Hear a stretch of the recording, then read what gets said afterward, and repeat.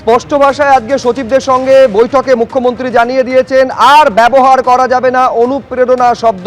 পার্টির সরকার নয়, এটা জনগণের সরকার।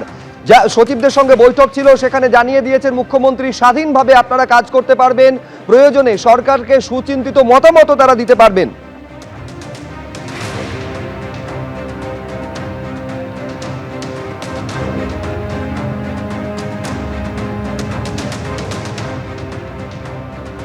দেখুন, ঘোষণা করে দিয়েছিলেন প্রধানমন্ত্রী নরেন্দ্র মোদী, সেই মতো আজকে মুখ্যমন্ত্রীও জানিয়ে দিলেন প্রথম ক্যাবিনেট বৈঠকে সিদ্ধান্ত হয়েছে আয়ুষ্মান ভারত প্রকল্প কার্যকরী হতে চলেছে।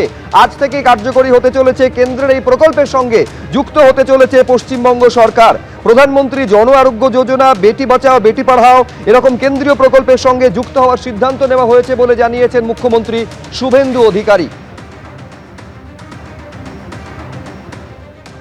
মাননীয় প্রধানমন্ত্রী নরেন্দ্র মোদীজি তিনি বলেছিলেন প্রথম ক্যাবিনেট মিটিংয়ে আমরা আয়ুষ্মান ভারতে যুক্ত হব।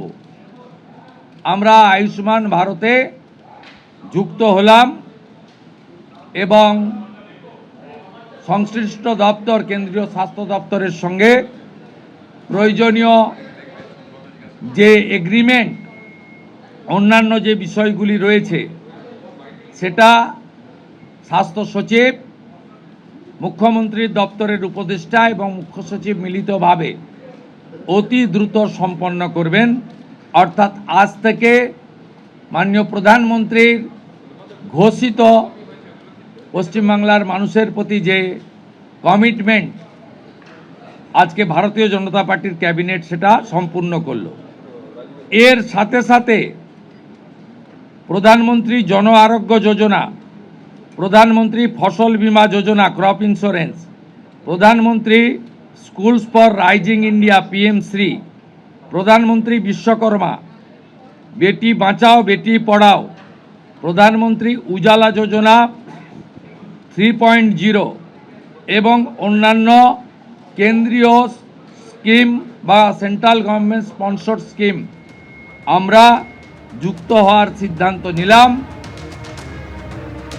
গেরুয়া ঝড়ে ধরাশায়ী হয়েছে তৃণমূল, আর তারপরই পুরো পরিষেবা বন্ধ করে দেওয়া হয়েছে বলে অভিযোগ সামনে এসেছে।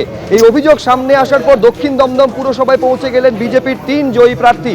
তার মধ্যে দমদম বিধানসভা রয়েছে, রাজারহাট, গোপালপুর এবং বিধাননগর। এই 3 বিধানসভার জয়ী বিজেপি প্রার্থীরা পৌঁছে গেলেন দক্ষিণ দমদম পুরসভায়। অভিযোগ, রাস্তার আলো জ্বলছে না, জঞ্জাল তোলা সেটা বন্ধ করে দেওয়া হয়েছে, এমনকি নর্দমা পরিষ্কার পর্যন্ত করা হচ্ছে না বলে অভিযোগ সামনে আসে। এরপর ওয়ার্ড অফিসে নিয়মিত আসতে বলুন কাউন্সিলরদের, চেয়ারপারসনদের কাছে দাবি দমদমের জয়ী বিজেপি প্রার্থী। আইনের পথে চলুন, আইনের সঙ্গে থাকুন বলে প্রতিক্রিয়া দিয়েছেন বিধাননগরের জয়ী বিজেপি প্রার্থী। নাগরিকদের পরিষেবা দিতে বলা হয়েছে কাউন্সিলরদের, জানাচ্ছেন দক্ষিণ দমদম পুরসভার চেয়ারপারসন কস্তুরী চৌধুরী।